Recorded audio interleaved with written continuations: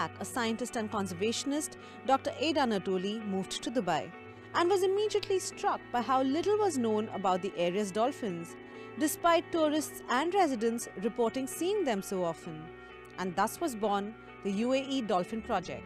There are not very much information about the local population. That's why we started this research survey to understand a bit more their occurrence, how frequent they are, how big is the population.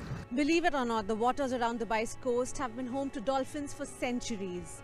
In fact, there have been dolphin sightings as close as on the Palm Jumeirah. But unfortunately, there's not been too much study done on them.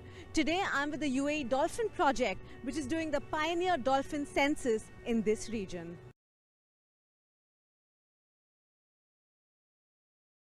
What makes the UAE Dolphin Project so starkly different from the usual scientific research is the involvement of the community.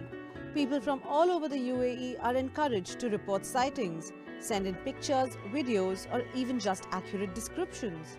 These sightings are then plotted on this map. In fact, some dolphins who have been seen more than once have also been named by enthusiastic dolphin lovers in the community.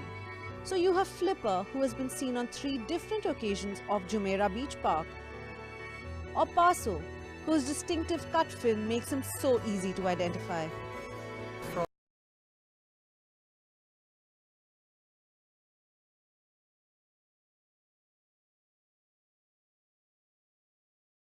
To the group of aquatic mammals known as cetaceans, who comprise 86 different species and share a common link with ungulates, or hoofed animals. Originally land mammals, the first cetaceans entered the water about 55 million years ago as large predators with sharp teeth. Then, a shift in ocean temperatures about 35 million years ago reduced the availability of prey. One group of cetaceans who survived this disruption, the odontocetes, wound up smaller with less sharp teeth, but also larger and more complex brains that allowed for complex social relationships, as well as echolocation to navigate and communicate. Jump ahead to the present, and modern dolphins' brains are so large that their encephalization quotient, their brain size compared to the average for their body size, is second only to humans.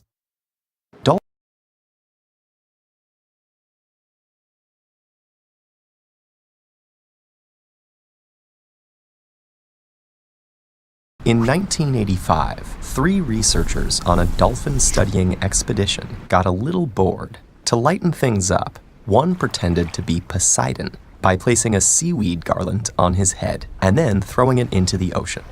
Moments later, a dolphin surfaced, with the seaweed crowning her head.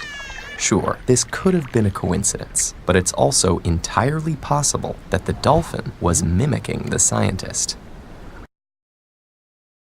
Evolved to survive through their ability to form complex social networks that hunt, ward off rivals, and raise offspring together. For example, one group of Florida dolphins practices a sophisticated form of cooperation to hunt fish. A dolphin designated as the net maker kicks up mud, while another gives the signal for the other dolphins to simultaneously line up and catch the escaping fish.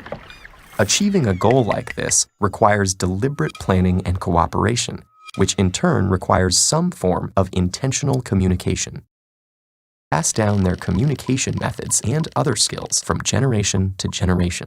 Different dolphin populations exhibit variations in greetings, hunting strategies, and other behaviors. This sort of cultural transmission even extends to tool use.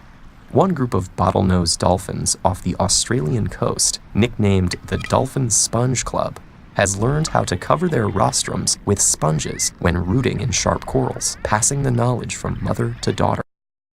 Dolphins have even demonstrated language comprehension. When taught a language based on whistles and hand gestures, they not only understood what the signals meant, but that their order had meaning, the difference between bringing the ball to the hoop and bringing the hoop to the ball. So they were able to process 2 of the main elements of human language, symbols that stand for objects and actions, and syntax that governs how they are structured. Dolphins are also one of the few species who pass the mirror test. By recognizing themselves in mirrors, they indicate physical self-awareness. And research shows they can recognize not just their bodies, but also their own thoughts, a property called metacognition. In one study, dolphins comparing two sounds could indicate a same, different, or uncertain response. Just like humans, they indicated uncertainty more often with difficult trials, suggesting they're aware of what they know and how confident they feel about that knowledge.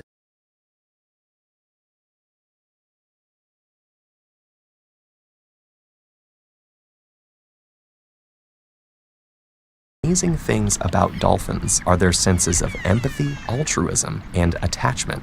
The habit of helping injured individuals extends across the species barrier, as evidenced by the many accounts of dolphins carrying humans to the surface to breathe.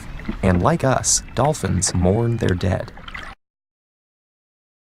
We may wonder why humans still hunt dolphins for meat, endanger them through fishing and pollution, or imprison them to perform tricks. The ultimate question may not be whether dolphins are intelligent and complex beings, but whether humans can empathize with them enough to keep them safe and free.